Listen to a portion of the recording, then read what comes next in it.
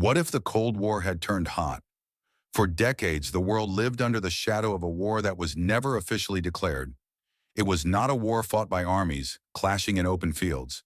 It was not fought by fleets crossing oceans. It was conducted in silence, in war rooms, behind closed doors, on radar screens. They called it the Cold War. But what if it had not remained cold? What if, on a single night, a single decision had been different? What if hesitation had been replaced by obedience? What if the world had failed its final test? This is the story of the world that followed. VA world balancing on a button. By the early 1960s, humanity had achieved something extraordinary. For the first time in history, it had learned how to control the atom. What had once been the foundation of the universe had become a human tool. And with that achievement came a terrifying realization. Humanity now possessed the power to destroy itself. Not gradually, not over centuries, but in a single day. The United States and the Soviet Union stood on opposite ends of the planet, locked in an ideological struggle that reached every continent.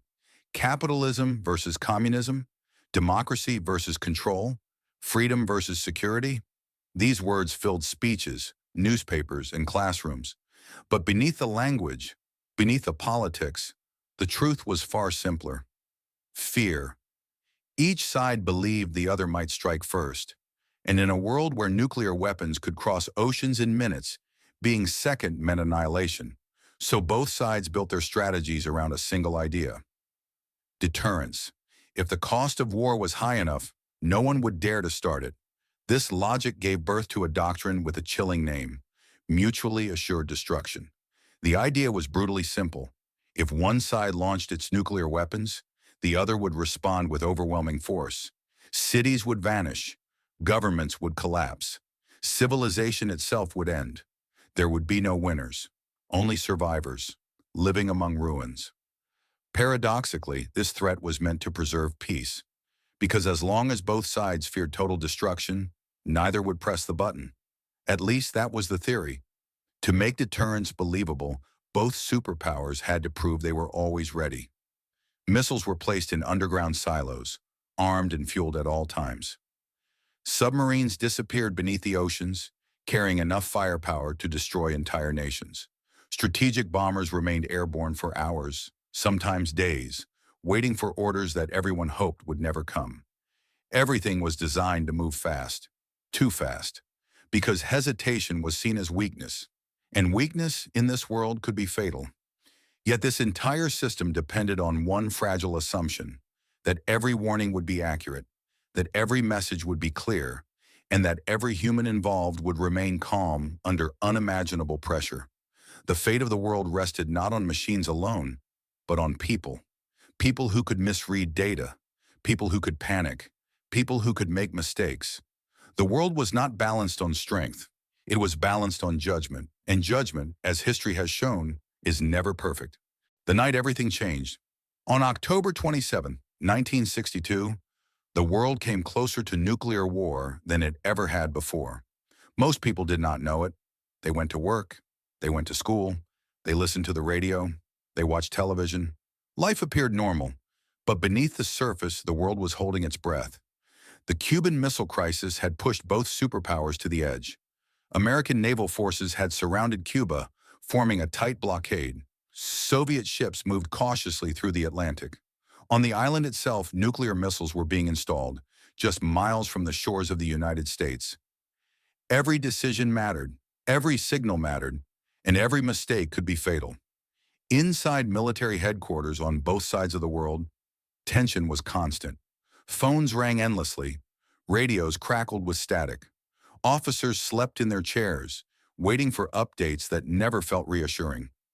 No one trusted silence, because silence could mean everything was fine, or it could mean the war had already begun.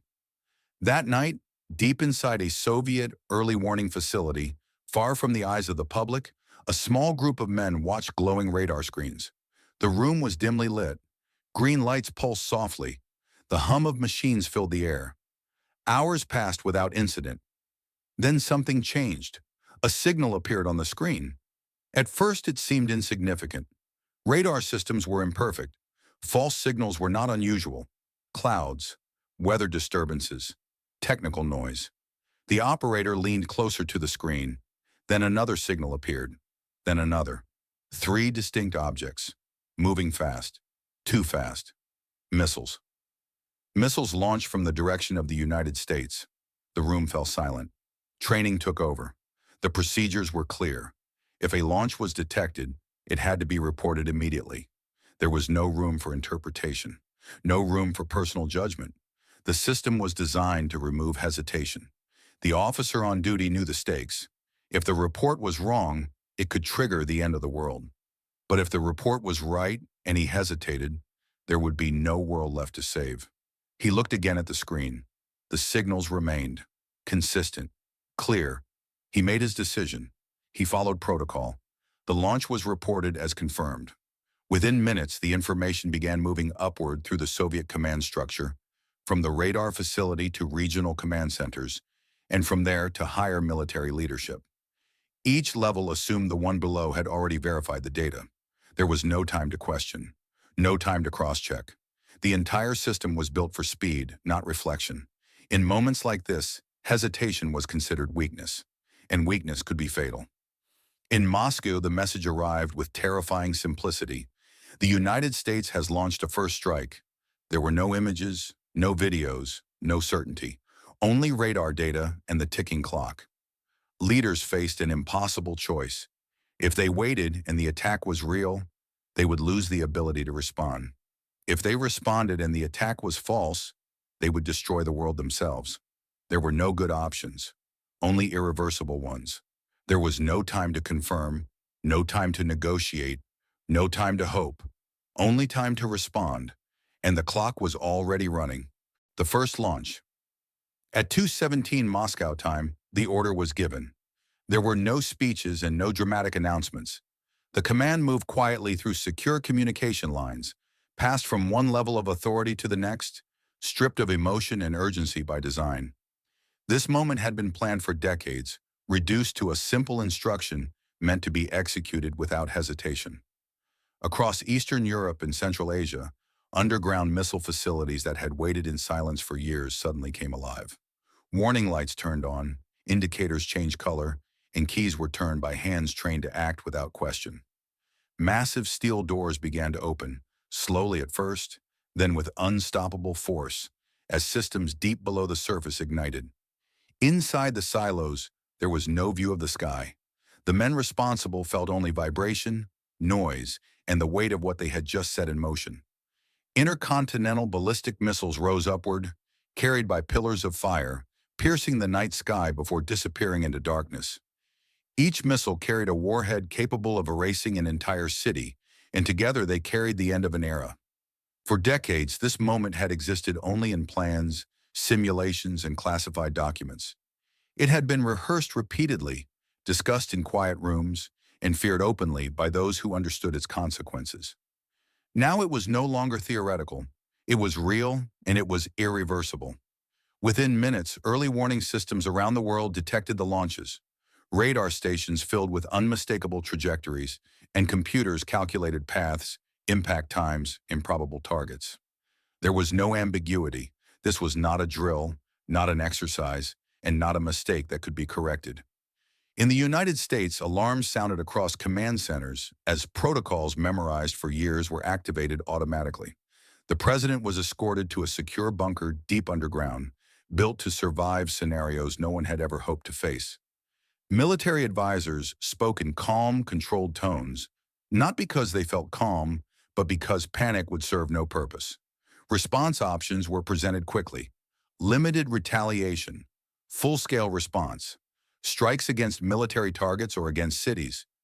Every option led to the same conclusion: total destruction. The only difference was how long it would take for the world to reach it. There was no debate. Once the first missiles were in the air, the logic of deterrence allowed no pause. Any delay could mean losing the ability to respond at all, and so the decision was made.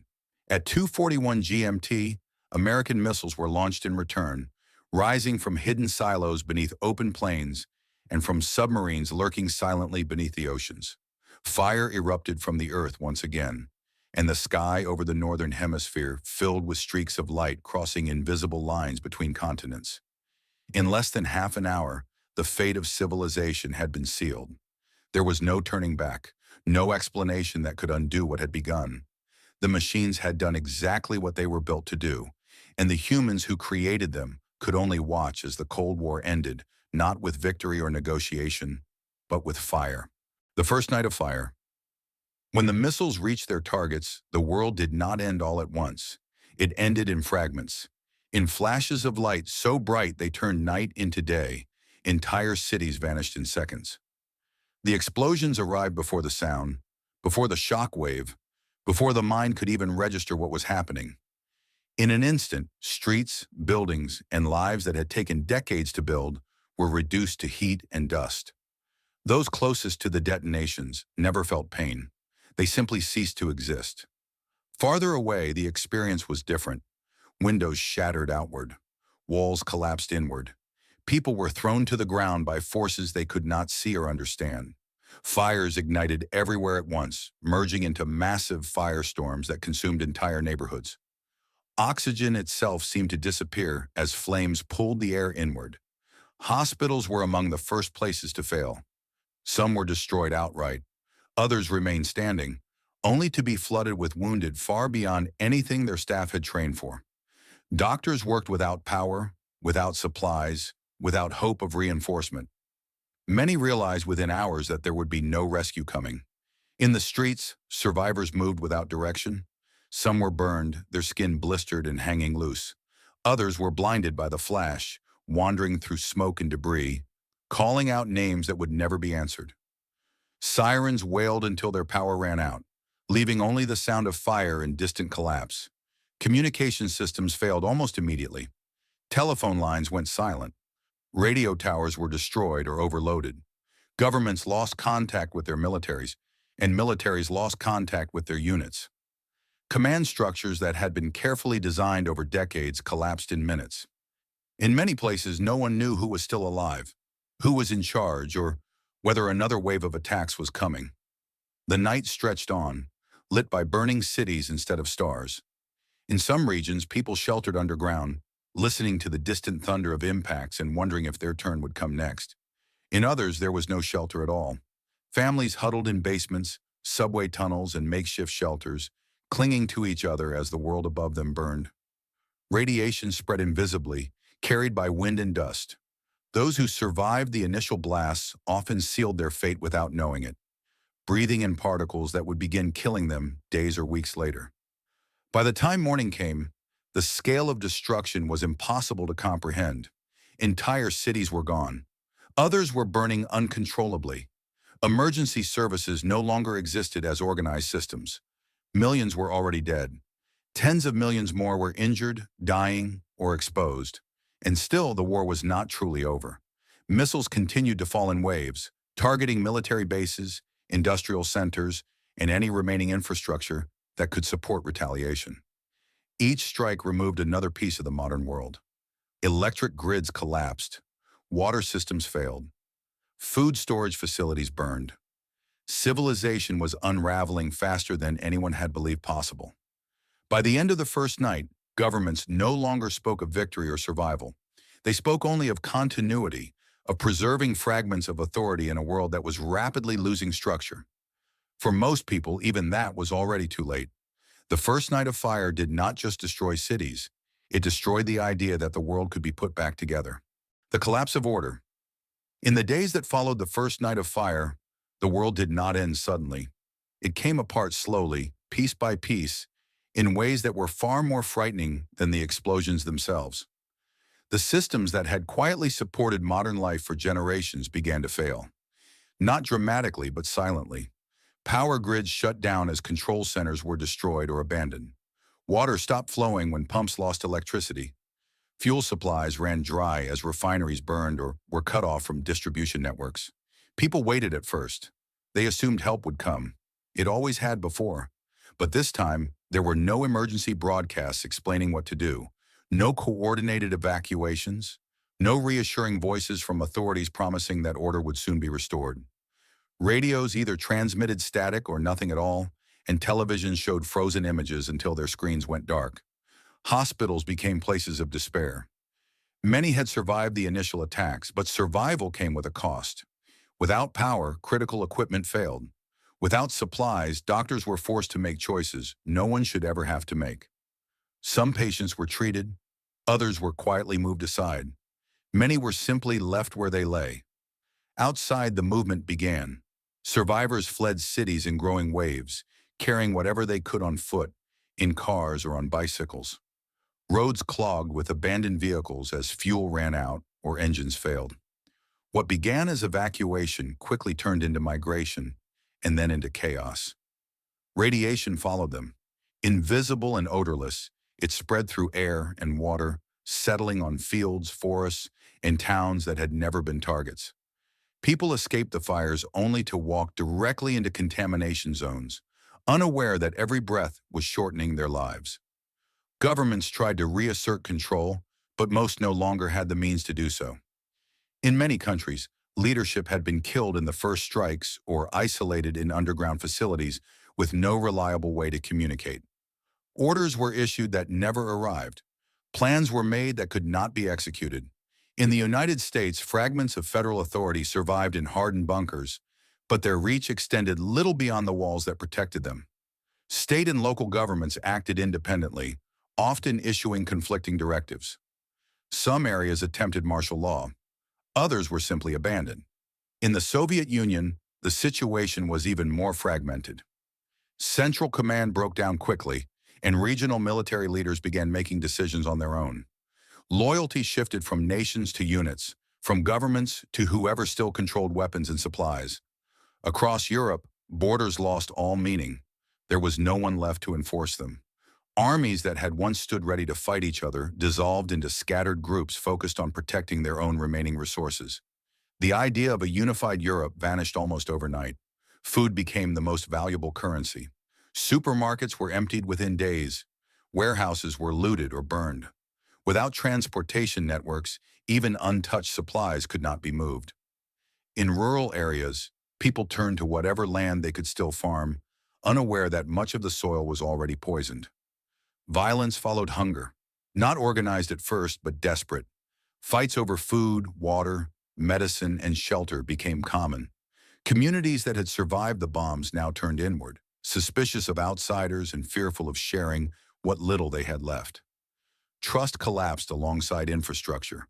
By the end of the first week, it was clear that civilization as it had been known no longer existed.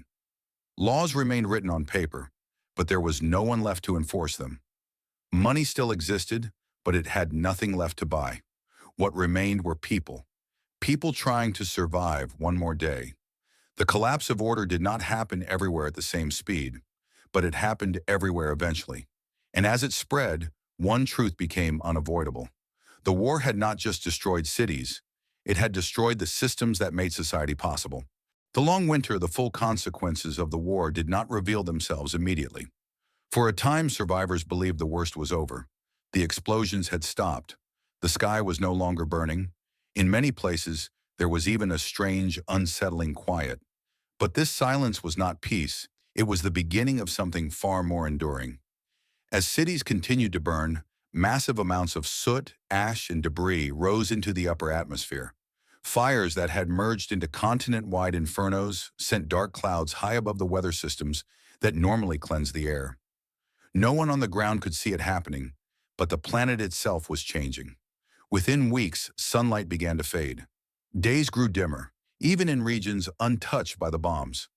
Temperatures dropped slowly at first, then faster, as less and less solar energy reached the surface. Seasons lost their meaning. Summers felt like autumn. Autumn felt like winter. In many places, frost appeared where it had never existed before. Crops failed almost everywhere. Fields that had survived radiation now faced cold, shortened growing seasons and reduced sunlight. Plants germinated but did not mature. Harvests shrank or disappeared entirely. What little food remained from before the war spoiled quickly without refrigeration or transport. Starvation followed silently, without explosions or sirens. Scientists, who still had access to limited data, began to understand what was happening.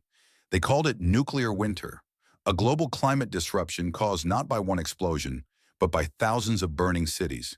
The atmosphere itself had become a weapon.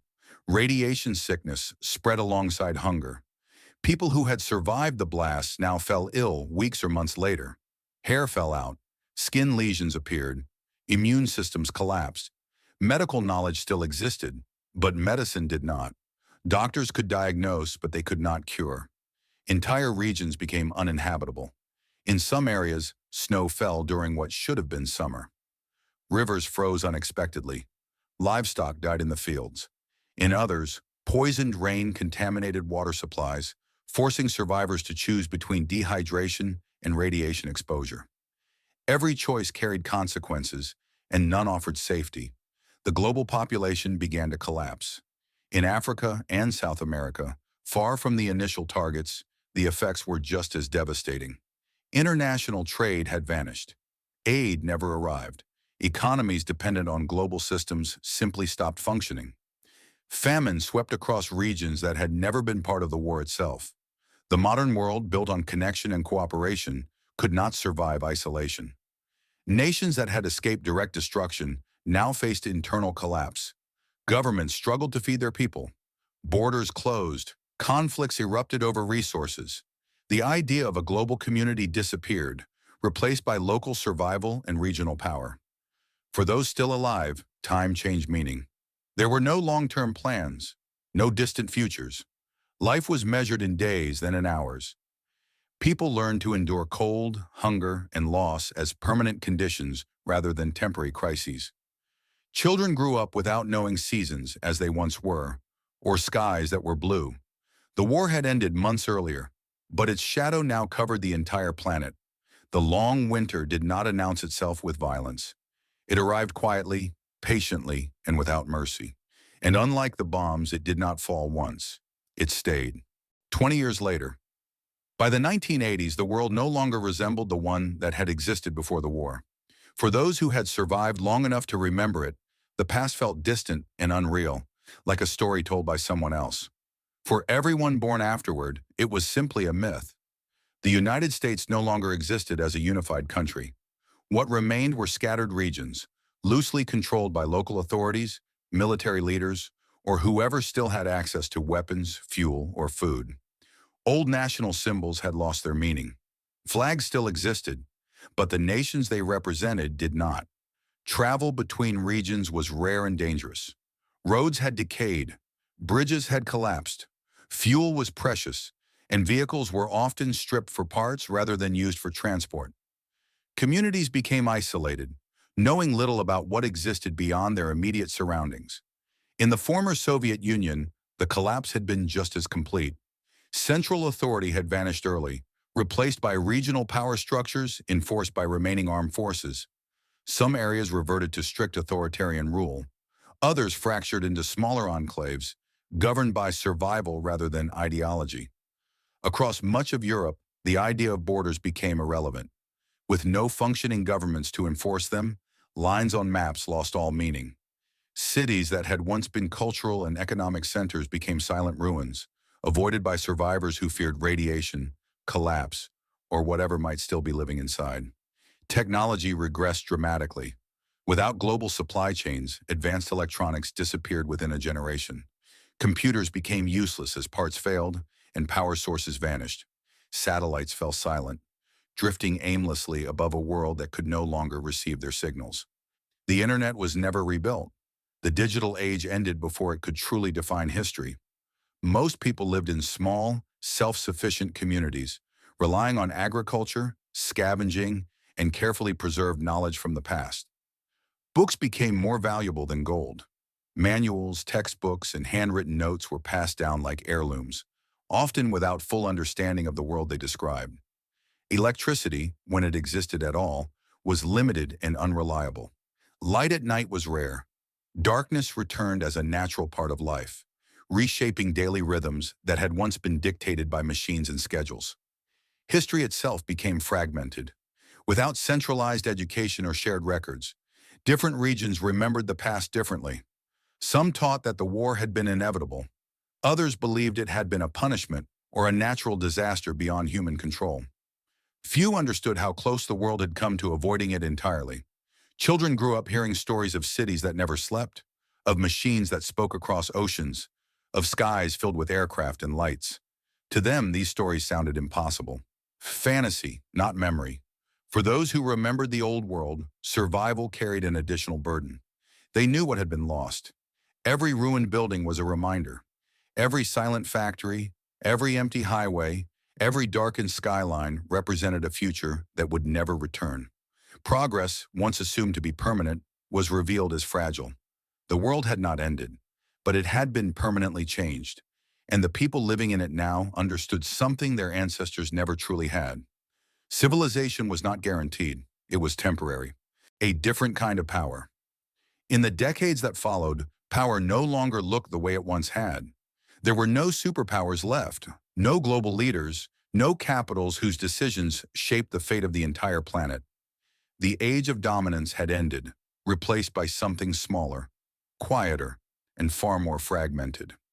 What remained of humanity reorganized itself not around ideology, but around survival. In parts of South America, regions that had escaped the worst of the radiation slowly became centers of agriculture. Fertile land, access to water, and relative distance from the initial strikes allowed some communities to stabilize. Food production, not politics, became the foundation of power. Those who could grow crops and protect them held influence, even without armies or flags. In parts of Asia, limited industrial capacity was slowly rebuilt. Small workshops replaced factories. Hand-repaired machines replaced automated systems. Knowledge was applied cautiously, often without full understanding of the technologies being revived. Progress returned, but only in fragments, shaped by scarcity and fear of repeating past mistakes. Elsewhere, power was enforced more directly. Some regions fell under the control of military remnants, using weapons left over from the war to maintain order and extract resources. Others were ruled by local strongmen, whose authority came not from law or legitimacy, but from their ability to protect their people, or to punish them. There was no global balance anymore. No alliances to honor, no treaties to break, no world stage on which nations perform strength. Instead, power became local, a functioning well, a defensible settlement, a stockpile of preserved food, a library of salvaged knowledge. These were the new symbols of influence. Trade slowly re-emerged, but it was cautious and limited. Journeys were dangerous, communication unreliable. Each contact between regions carried the risk of violence, disease, or betrayal. Trust was rare, and when it existed, it was guarded carefully. Without a shared global narrative, humanity began to drift culturally as well. Languages evolved differently. Beliefs diverged. What one region considered history, another dismissed as legend. The idea of a single human story faded. And yet, something else emerged alongside this fragmentation. Restraint. Those who remembered the old world remembered its end. They taught their children not just how to survive, but why caution mattered. Stories of the war were told not as heroic tales, but as warnings. Power, they said, was dangerous when it became absolute. The ambition to rule the world disappeared, not because humanity had become wiser by nature, but because it had learned through loss. No one sought global dominance anymore. They sought continuity, to endure another winter, to pass knowledge to the next generation, to avoid repeating the mistake that had nearly erased them. The world was no longer united, but it was, in its own fragile way, learning to live with the consequences of its past. The memory of almost. Decades later, when the world had settled into its broken shape, people began to ask a different kind of question. Not how the war was fought, and not who had won or lost, but how it had begun in the first place. There were no great speeches to analyze, no dramatic declarations of intent, no single villain whose ambition could explain the end of the world. Instead, what historians slowly uncovered was something far more unsettling. The war had begun with a mistake. Records were incomplete. Many had been destroyed, others deliberately hidden. But fragments survived in underground archives, personal journals, and the fading memories of those who had once been part of the system. When these pieces were brought together, a pattern emerged that was impossible to ignore. The first launch had not been triggered by certainty. It had been triggered by assumption. A radar signal misread as an attack. Data passed upward through a chain of command designed for speed, not doubt. Each level trusted the one below it. Each assumed confirmation had already happened somewhere else. At no point did the system truly stop to ask whether the threat was real. It was not malice that ended the world, it was momentum. The system worked exactly as it had been designed to work. It removed hesitation, it punished delay, it rewarded obedience, and in doing so, it left no space for the one thing that might have saved everything: doubt. In another timeline, the same alarm sounded. The same signals appeared on the same screens. The same procedures demanded the same response. But in that other world, one person paused. Not for long, not dramatically, just long enough to question what he was seeing. He asked whether the data made sense. He wondered whether the system could be wrong. And instead of passing the signal upward immediately, he waited. That hesitation changed everything. The alarm was later identified as a false positive, caused by environmental interference and technical limitations. The missiles had never been real. The attack had never existed. The world had come within minutes of destroying itself. And then it had not. In the world that followed the war, this story became a quiet legend. It was not celebrated widely, and it was not taught consistently.